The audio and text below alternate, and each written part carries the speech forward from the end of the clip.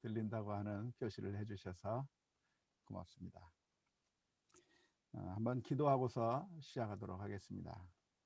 하나님, 오늘 또 주일 오후에 함께 주의 성도들이 랜선으로 함께 모여서 줌으로 또는 유튜브로 하나님의 말씀을 배울 수 있도록 인도해 주시니 아버지 하나님 감사합니다.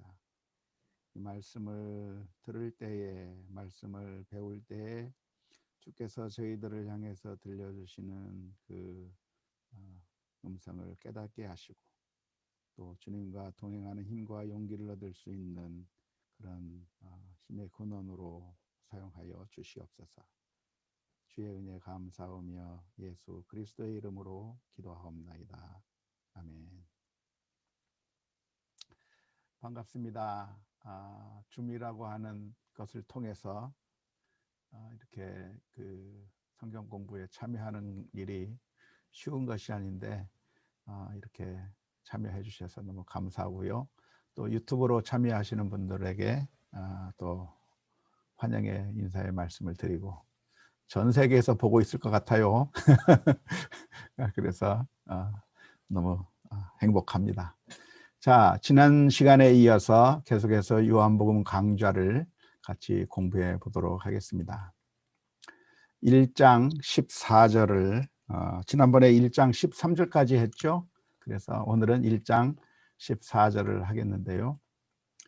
1장 14절을 보면 말씀이 육신이 되어 라고 표현하고 있습니다. 다시 말하자면 로고스가 육신이 됐다고 하는 것이죠.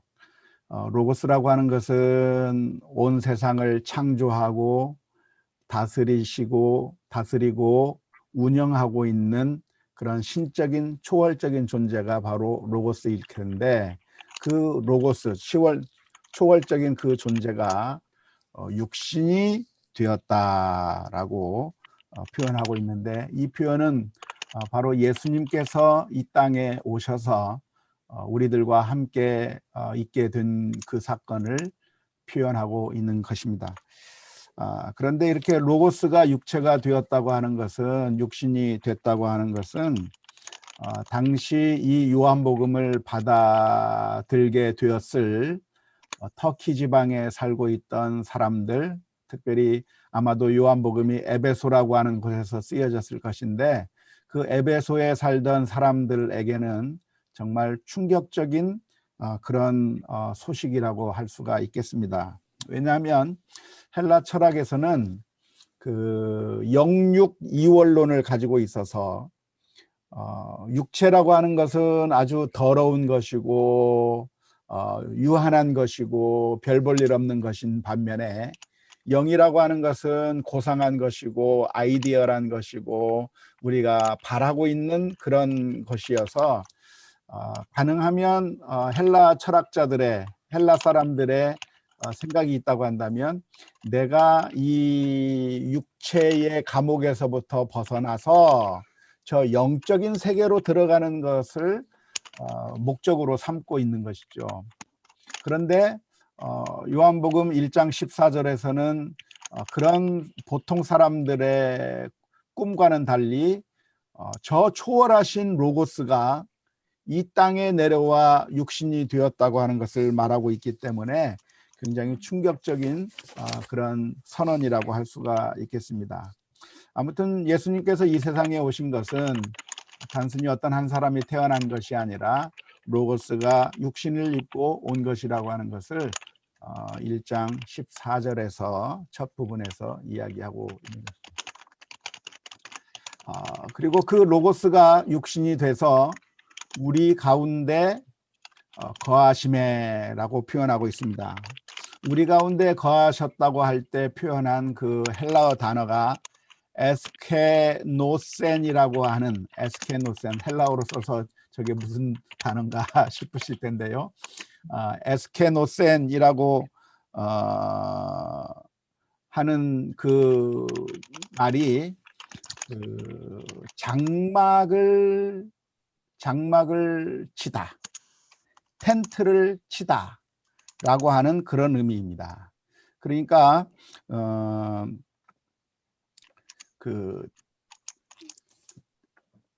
우리 가운데 거하셨다라고 하는 말을 좀 더 직역하자고 한다면, 좀 더 직역의 의미로 번역을 한다면, 로고스가 육신이 되어서 우리 가운데 텐트를 쳤다라고 번역할 수가 있는 것이죠.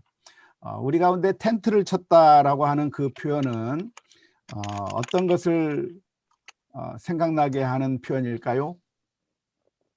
한번 누가 말씀해 주시죠. 텐트를 쳤다. 가족이 됐다? 한예실 권사님 무슨 얘기를 했는데 안 들렸습니다. 혹시 가족이 됐다? 한 식구?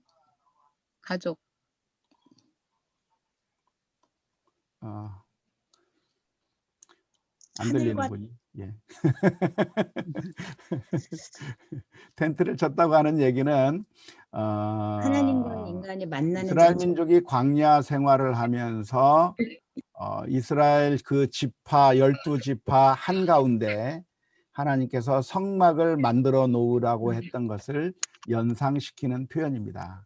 그러니까 이스라엘 민족이 광야 40년 동안의 길을 걸어가면서 그때 하나님께서 장막 가운데 임재하셔서 이스라엘 민족과 함께 동행해 주셨고 이스라엘 민족과 함께 해주셨다고 하는 것을 그 성막을 통해서 보여주셨는데, 바로 로고스가 육신이 돼서 우리 가운데 장막을 쳤다라고 하는 얘기는 우리 인생들 가운데 예수님께서 그 옛날 하나님께서 성막을 쳐서 같이 하셨던 것처럼 하나님께서 우리와 함께, 예수님께서 로고스께서 우리와 함께 거하신다고 하는 것을 연상하게 하는 그런 표현이라고 볼 수가 있습니다. 우리가 그의 영광을 보니라고 하는 표현이 있는데요. 우리 그 출애굽기에 보면 이스라엘 민족들이 하나님의 영광을 바라보게 되는 것이죠. 그것과 마찬가지로 예수님께서 이 세상에 오셨을 때 우리가 그 예수님의 그 영광을, 하나님 같은 그 영광을 바라보게 되었다고 하는 것을 표현하는 것이죠. 그리고 그 영광을 보니까 어떤 영광인가? 아버지의 독생자의 영광이다라고 표현하고 있습니다. 자, 여기서 독생자라고 표현한 말이 무슨 말이냐면 헬라어로 모노게네스라고 하는 표현입니다. 이 독생자라고 하는 것이 원래가 모노게네스라고 하는 표현인데 이 모노게네스라고 하는 헬라어 단어는 모노에다가 게네스라고 하는 두 단어가 합쳐져서 만들어진 단어입니다. 모노 그러면 뭐죠? 하나를 의미하는 하나. 모노는 하나. 게네스라고 하는 것은 무엇을 의미하죠? 탄생을 의미하는 겁니다. 그러니까 하나 독생이라고 하는, 한국말로 번역을 잘 해놓은 것 같으죠. 그러니까 모노게네스라고 하는 말은 독생자의 영광이요라고 하는 말로 그렇게 번역할 수가 있겠는데요. 그런데 학자들은 이 모노게네스라고 하는 말이 독생의 의미가 아니라 하나뿐인이라고 하는 의미로 번역해야 된다라고 그렇게 설명하고 있습니다. 어원은 모노 플러스 게네스이지만, 그러나 하나로 태어난이라고 하는 그 두 단어가 묶여져서 그래서 한 단어를 만들었지만, 그러나 그렇게 합쳐져서 만들어진 단어의 뜻은 독생의 의미가 아니라 독생, 외아들로 태어나는 그런 의미가 아니라 하나뿐인 이라고 하는 그런 의미로 해석을 해야 된다고 수많은 학자들이 이야기하고 있습니다. 우리가 그 단어의 의미를 이해할 때는요, 그 어원이 그렇게 중요하지 않습니다. 단어의 뜻을 잘 모를 때에는 그 단어의 어원을 찾아가 보면 아, 이 단어의 의미가 무엇이겠구나라고 대략적으로 짐작할 수 있게 만들어서 어원을 공부하다 보면 그 단어의 뜻을 우리가 이해할 수 있는 그런 그 가능성이 있는 것이죠. 하지만 현재 그 단어가 가지고 있는 뜻은 어원의 뜻과는 아무런 관련이 없습니다. 예를 들어서 점심이라고 하는 우리나라 말은 어원으로 따지면 뭐죠? 마음에다가 점 하나 찍는 거잖아요. 그러니까 어원으로 보면 마음에다 점을 찍는 것이 점심인데 그러나 어원은 그렇게 돼 있지만 그 점심이라고 하는 말이 실제적으로 마음에 점을 찍는 것이 아니고 점심 식사를 하는 그런 런치, 점심을 의미할 수도 있고 때로는 점심 때를 의미할 수도 있고 어원의 그 의미와는 달리 그 어원이 만들어져서 생성된 또 하나의 단어는 어원과는 상관이 없이 하나의 독자적인 의미를 갖게 되는 것과 마찬가지로 점심 그러면 그것은 마음에 점 찍는 거야. 그렇게만 설명할 수가 없어요. 그것은 어원은 그렇게 돼 있지만 그러나 실제 우리가 점심이라고 하는 용어를 쓸 때는 그런 의미로 쓰는 것이 아니라 점심 식사를 의미할 수도 있고 점심 때를 가리킬 수도 있고 그런 의미로 다양하게 사용이 되는 것처럼 독생자라고 하는 그런 의미, 모노게네스라고 하는 그런 의미도 원래는 어원이 하나로 모노, 태어나다, 게네스가 합쳐져서 모노게네스라고 하는 말을 쓰고 있지만 그러나 이 말의 의미는 독생의 의미라기보다는 하나뿐인의 의미로 보아야 된다고 하는 것이 보통 학자들이 하는 이야기입니다. 그러니까 그런 얘기를 왜 하고 있냐면은 예수님을 하나님의 독생자라고 말하게 되면 어떤 생각이 드나요? 예수님이 태어난 게 되잖아요. 다시 말하자면 태어났다고 하는 얘기는 예수님이 없었던 때가 있었던 것을 전제하는 것처럼 느껴지잖아요. 그렇다고 한다면 하나님은 영원하시고 변함이 없으시고 영존하신 하나님이신 것에 반해서 독생자이신 예수님은 어느 없었지만 중간에 태어나서 생겨나게 된 유한한 존재이고 영원하지 않고 어느 한 시기에만 있는 그런 존재이처럼 그렇게 이 독생자라고 하는 말 자체가 예수님에 대해서 제대로 제대로 이해하지 못하게 만들 그럴 위험성이 있는 그런 단어인 겁니다. 그러니까 사실은 예수님은 없다가 태어나서 생겨난 존재가 아니라 사실은 하나님의 하나뿐인 아들, 다시 말하자면 아들이라고 하는 것도 아버지와 아들 사이에 우리가 생각할 수 있는 그런 일반적인 관계로 아들을 이야기하는 것이 아니라 사람의 아들은 사람이잖아요. 100%.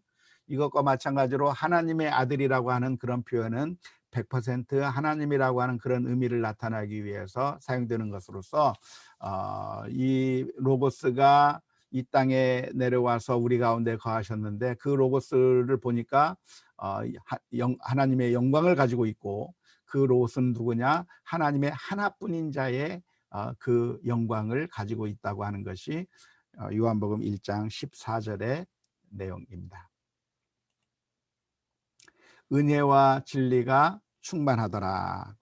은혜와 진리라고 하는 표현은 하나님을 나타내는 그런 표현으로 사용된 단어입니다.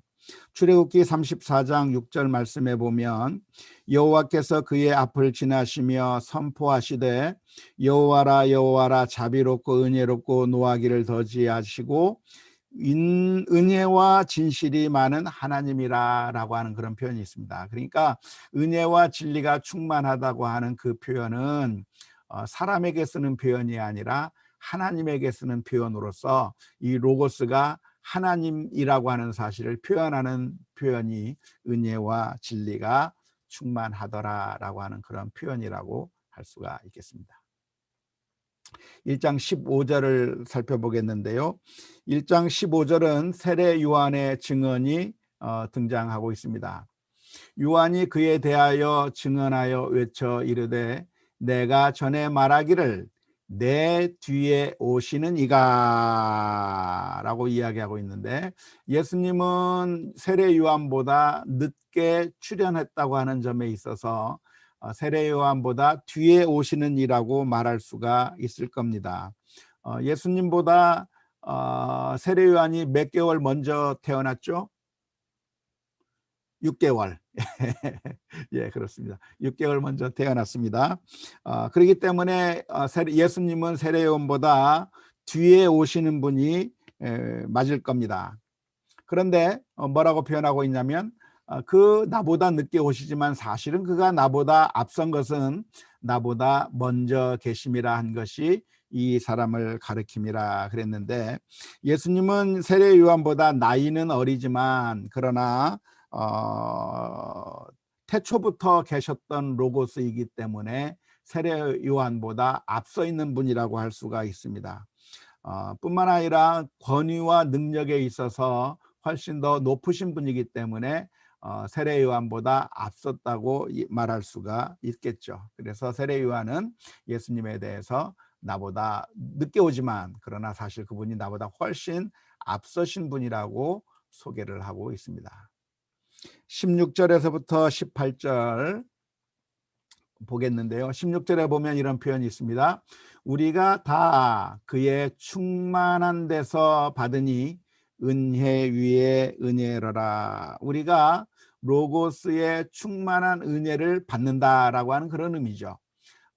로고스께서 오셔서 우리들에게 은혜를 베풀어 주시는데, 우리가 그 로고스의 그 충만한 은혜 가운데서 우리가 은혜를 받는다라고 하는 그런 표현이겠고, 은혜 위에 은혜라고 하는 말은 그 은혜가 정말 엄청나게 많고 너무나도 풍성해서 아주 엄청나게 많다고 하는 것을 표현하기 위해서 은혜 위에 은혜라고 하는 그런 표현을 쓰고 있는 것입니다.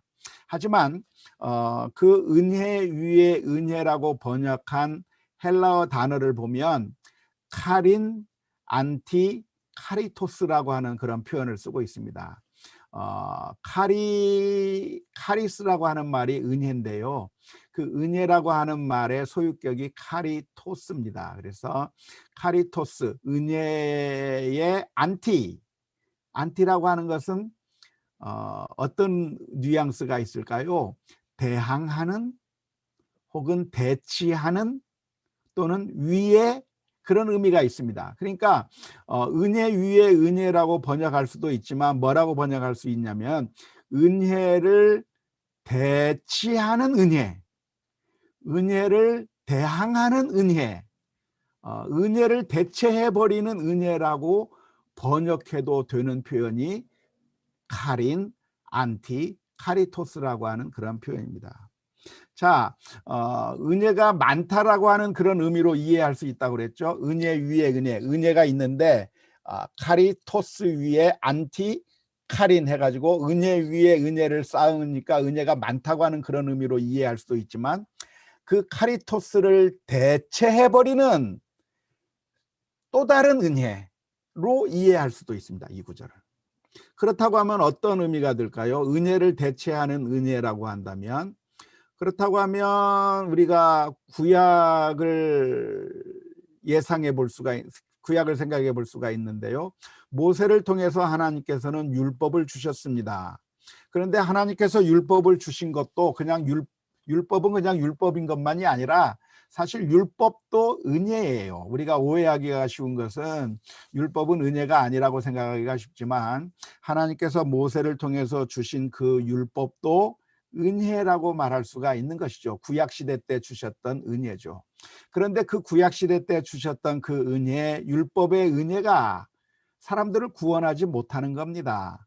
왜냐하면 사람들이 그 율법을 다 지키지 못하고 그 율법대로 살지 못하기 때문에, 그래서 그 율법을 가지고서는 구원받을 수 있는 사람이 단 한 사람도 없는 겁니다. 그래서 옛날에 주어졌던 바로 그 은혜, 율법의 은혜를 대치하는 새로운 은혜, 하나님께서 우리를 값없이 구원해 주시는 그 새로운 은혜가 우리에게 주어졌다고 하는 그런 의미로 1장 16절을 이해할 수도 있다고 하는 것을 이해하시면 좋겠습니다.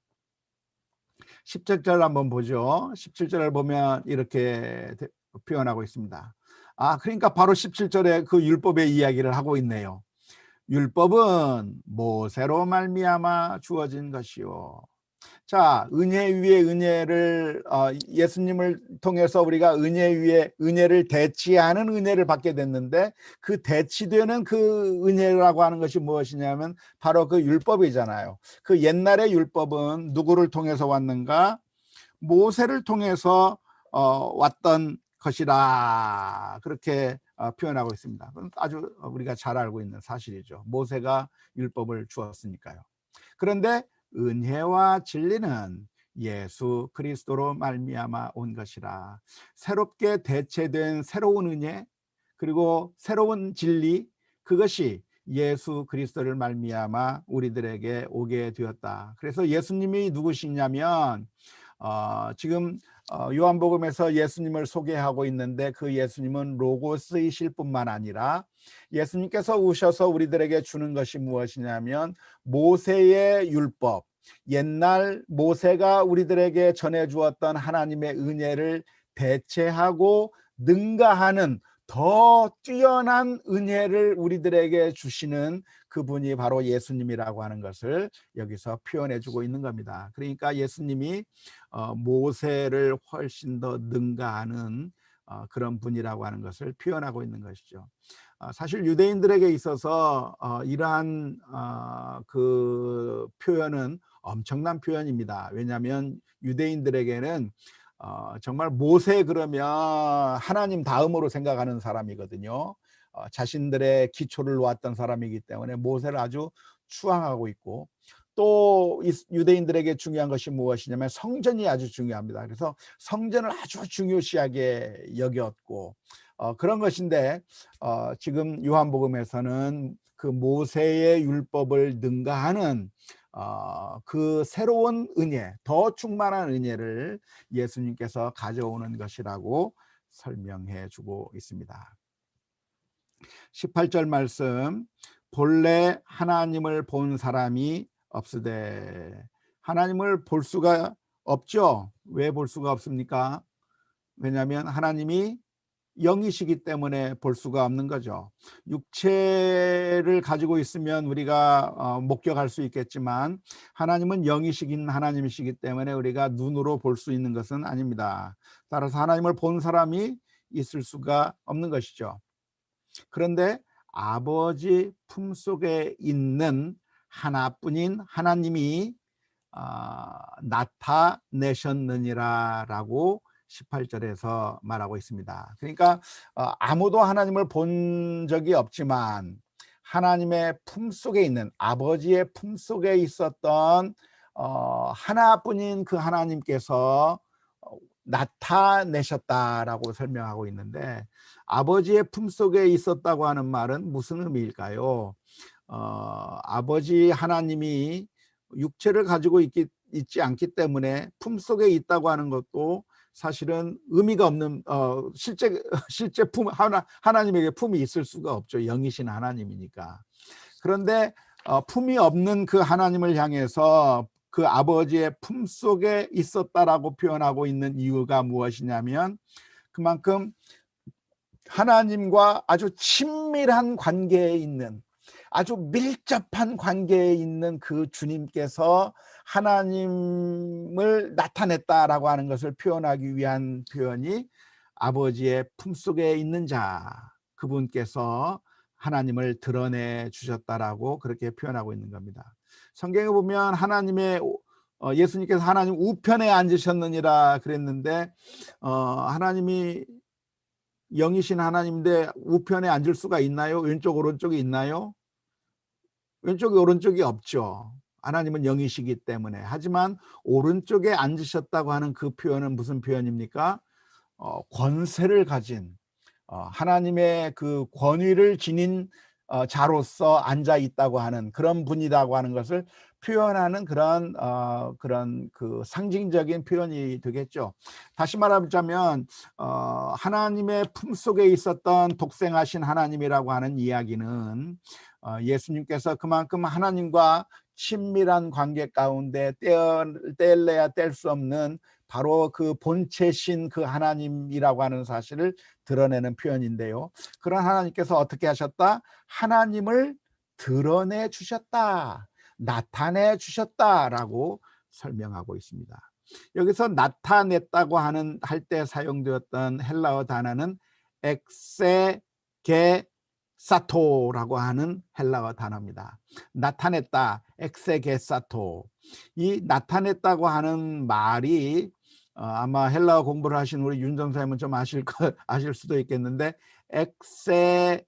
엑세제시스라고 하는 단어가 이 표현에서 나오는 겁니다. 다시 말하자면 우리가 성경 본문을 해설하는 것을 가리켜서 엑세제시스라고 이야기를 합니다.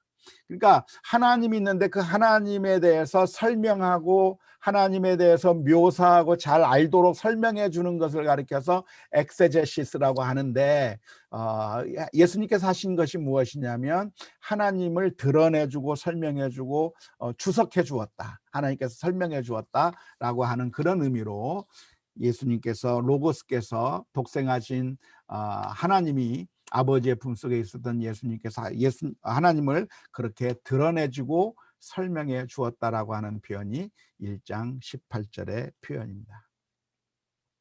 자, 세례요한에 대해서 사람들이 와서 질문을 던지는 내용이 19절에서부터 28절까지 기록되어 있습니다. 1장 19절 말씀입니다.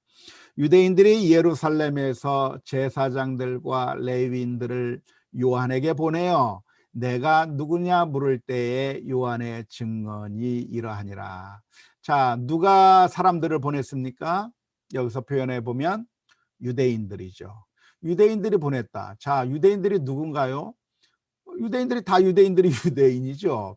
그런데 여기서 표현하고 있는 유대인들은 예루살렘에 있는 유대인들을 의미하는 것이고, 유대인들 중에서도 특별히 아마도 산헤드린 의회에 속한 유대인들이 사람들을 보냈을 가능성이 많이 있습니다. 산헤드린이라고 하는 그런 표현을 종종 들어보셨나요? 아마 들어봤을 거라고 생각하는데요. 예수님 당시에 유대 사회를 종교 지도자들이 모여서 유대 사회를 다스리는 그런 자치기구, 오늘날 우리 한국으로 치면 국회와 같은 그런 그룹이라고 할 수 있을까요? 아니면 무슨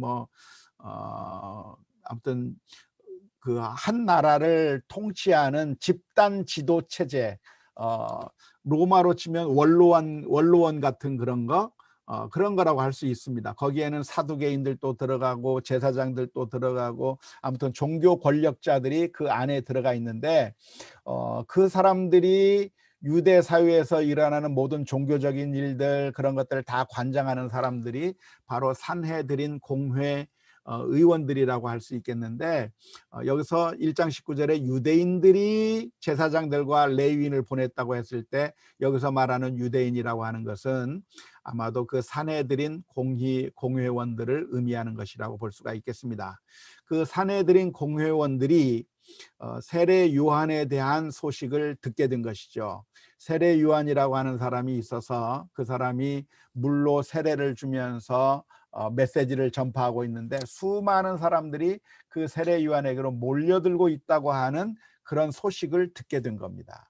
그러니까 이 산헤드린 공회에서 도대체 저 세례 요한이 누구냐, 도대체 왜 저렇게 사람들 사이에서 센세이션을 일으키고 있느냐 한번 알아봐라 해가지고 파송이 된 사람들이 제사장들과 레위인들이 파송이 되어서 요한에게 와서 물어보는 겁니다. 지금 당신 이런 일을 하고 있는데 당신 누구요? 라고 물어본 거죠. 내가 누구냐라고 물어봤는데, 그때 이 요한은 자기 자신에 대해서 뭐라고 표현했는가?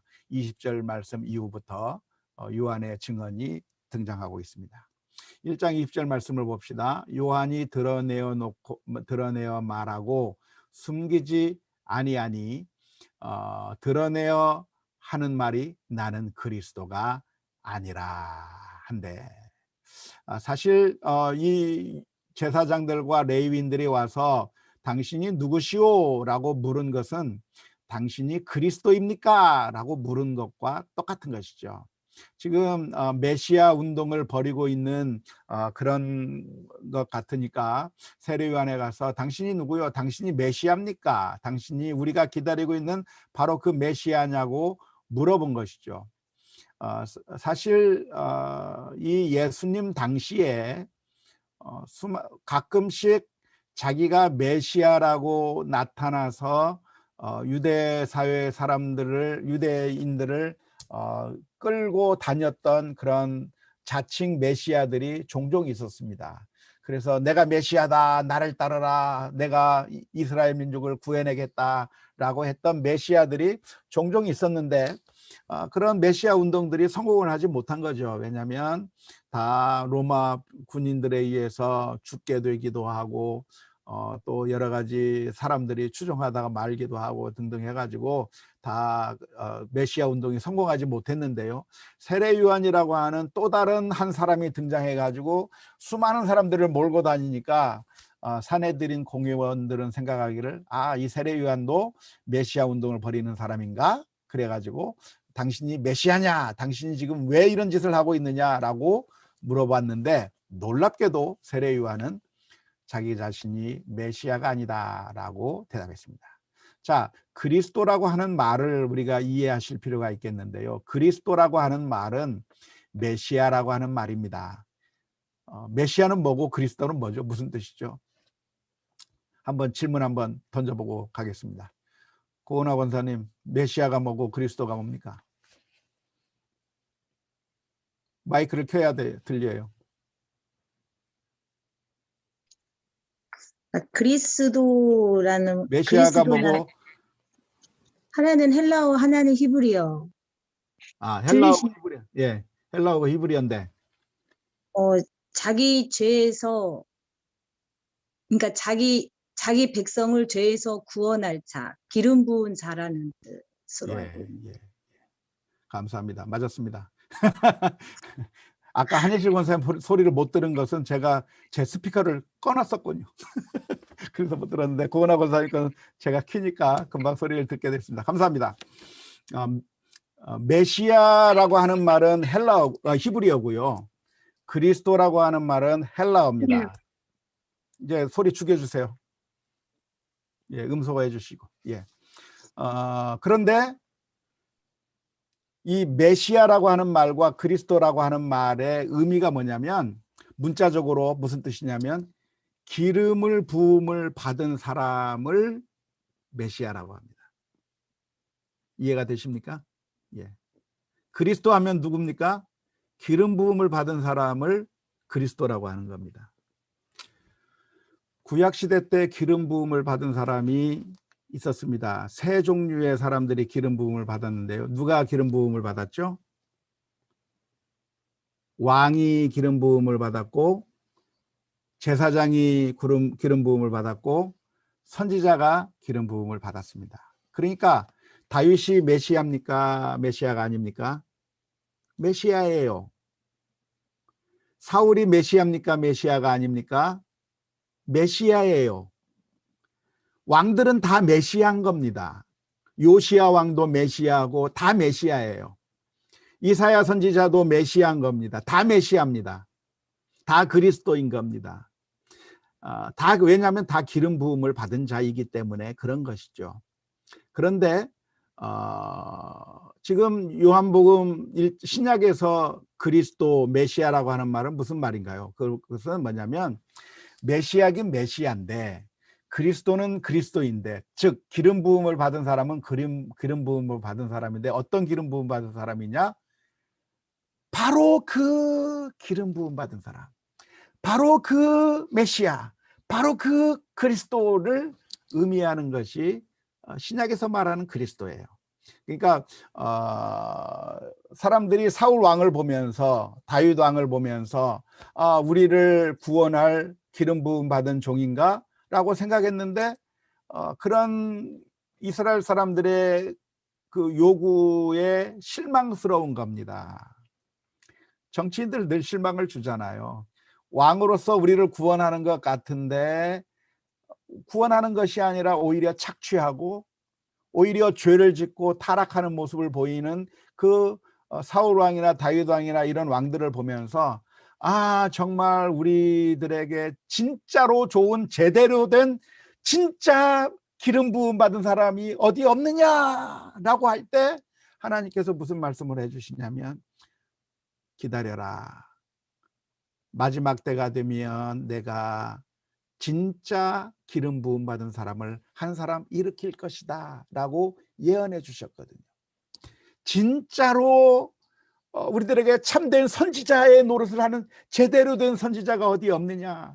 구약시대에 선지자들이 있었지만 그 선지자들이 하나님의 뜻을 잘 수행하는 것 같지만 여전히 인간적이고 실패하는 모습을 보이는 그 선지자들을 보면서 도대체 세상이 왜 이래, 왜 이렇게 썩어 빠진 선지자들밖에 없어, 정말 우리들에게 참된 선지자는 어디 있느냐 할 때 하나님께서 해주시는 말씀이 기다려라, 마지막 때가 되면 진짜 바로 그 선지자를 보내줄게 했던 그것이 바로 메시아거든요. 그러니까 메시아 그리스도라고 하는 것은 일반 명사이면서 동시에 마지막 때에 진짜 참된 기름 부음 받은 자를 나타내는 것이 그리스도라고 하는 것이고, 사람들이 요한에게 물어보는 겁니다. 당신이 구약시대 때 하나님께서 약속했던 바로 그 그리스도, 바로 그 메시아로서 지금 온 거냐고 그렇게 물어보는 것이죠. 그때 세례 요한은 분명하게 이야기를 했습니다. 나는 아니라.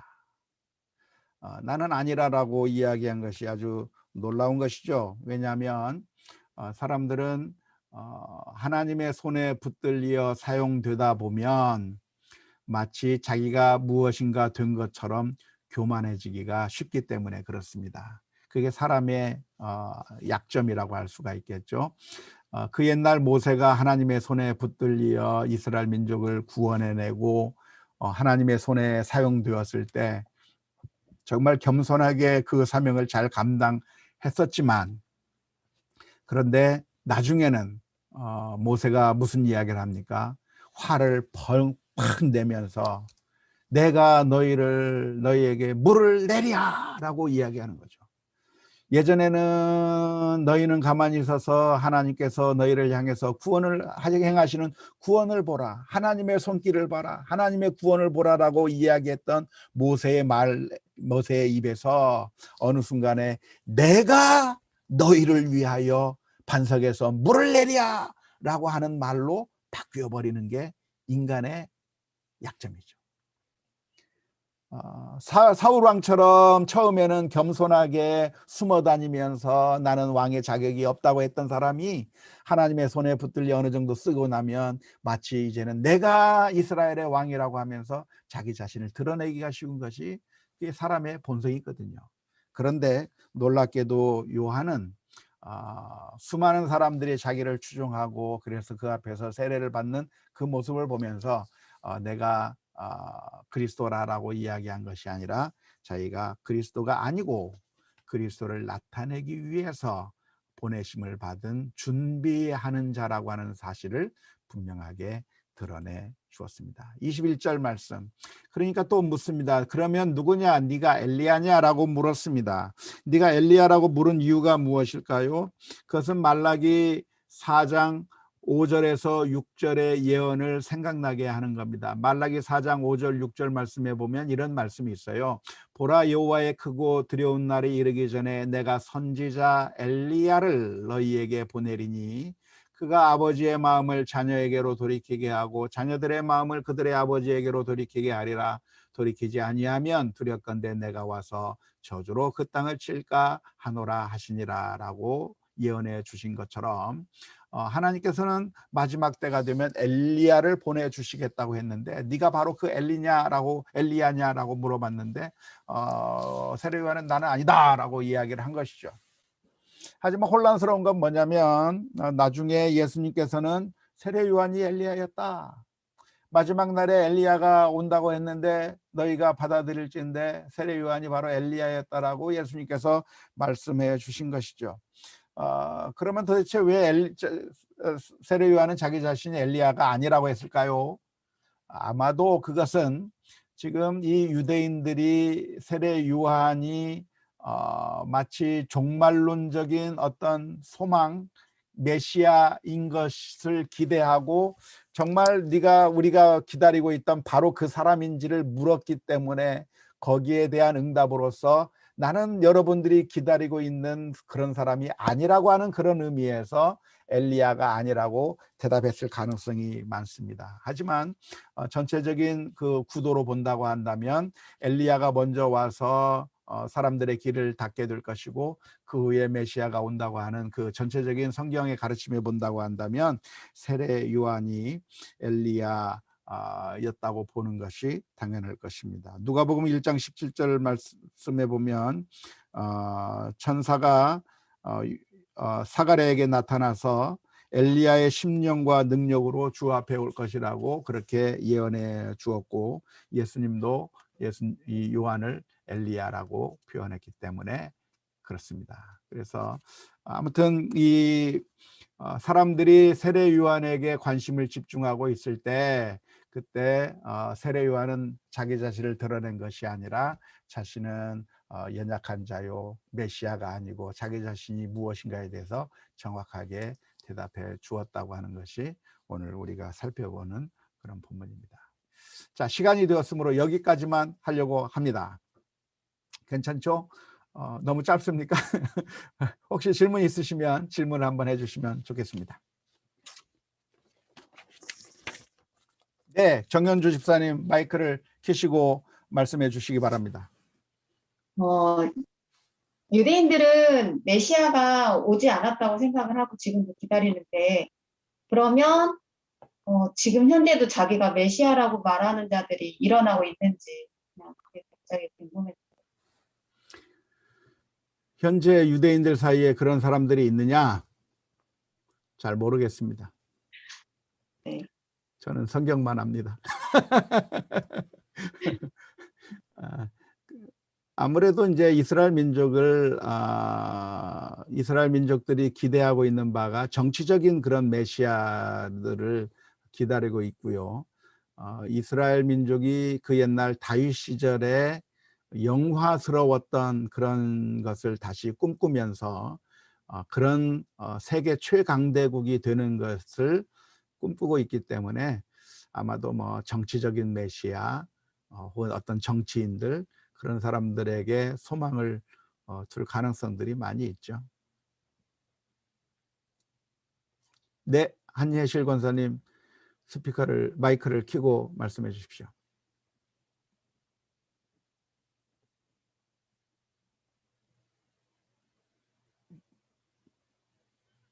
마이크를 켜야 됩니다. 어디에서 보나요? 해야 예. 되는데. 네. 목사님 저기 헬라인이라고 이야기할 때는 물론 유대인 헬라인 이렇게 말할 때 헬라인을 이방인 그렇게 저희가 그냥 이해해도 되나요? 물론 여기에서는 뭐 스토아 철학 뭐 이런 의미도 있지만은 보통 성경에서 뭐 헬라인에게 뭐 이런 이야기가 나올 때 이방인으로 우리가 해석하면 되는지. 이방인은 훨씬 더 큰 그 범주고요. 이방인 중에서 헬라인들이 있는 것이죠. 그 헬라인들은 아테네, 그리스 그쪽에 있는 사람들이 헬라인인 것이고요. 그런데 뭐 저기 이집트 사람들은 이집트인이고 그다음에 또 바벨론 사람들은 바벨론 사람들이고 또 아수르 사람들은 또 아수르 사람들이고 그렇기 때문에 그런 사람들까지 다 그게 다 이방인들인데 그런데 이제 헬라인은 아무래도 마케도니아 저쪽 현재 그리스 지방 중심으로 사는 그쪽 지역 사람들을 헬라인이라고 이야기를 할 수가 있겠죠. 예, 제가 책을 보다 보니까 그렇게 헬라인이라고 표현된 거를 이방인으로 그냥 이해하면 된다라고 되어 있어서요. 네. 혹시 네. 헬라인은 이방인인데 모든 이방인들이 헬라인은 아니죠. 알겠습니다.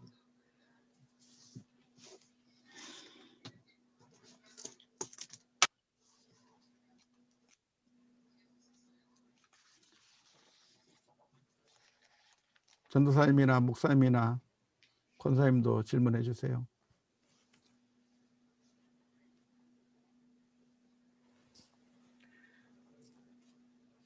오늘은 별로 질문이 없는 것 같습니다. 그러면 마치도록 할까요? 네. 네, 그럼 한번 기도하고 마치도록 하겠습니다.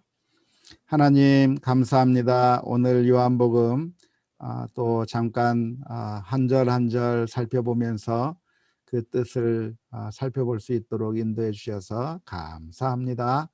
하나님, 하나님의 뜻을 바르게 깨닫고 또 이해하고 또 영적인 의미를 또 발견해내는 그런 능력들을 허락해 주옵소서. 이제 내일부터 고난주간 특별 새벽 기도회로 모이게 될 텐데 시간마다 은혜 내려주시고 오고 가는 모든 길들 주님께서 지켜 보호해 주시고 풍성한 은혜 허락해 주셔서 우리들의 나태해지고 연약한 그 믿음이 다시 한번 강해지는 귀하고 복된 시간이 되게 해 주옵소서. 주의 은혜 감사하며 예수 그리스도의 이름으로 기도하옵나이다. 아멘. 아멘. 감사합니다.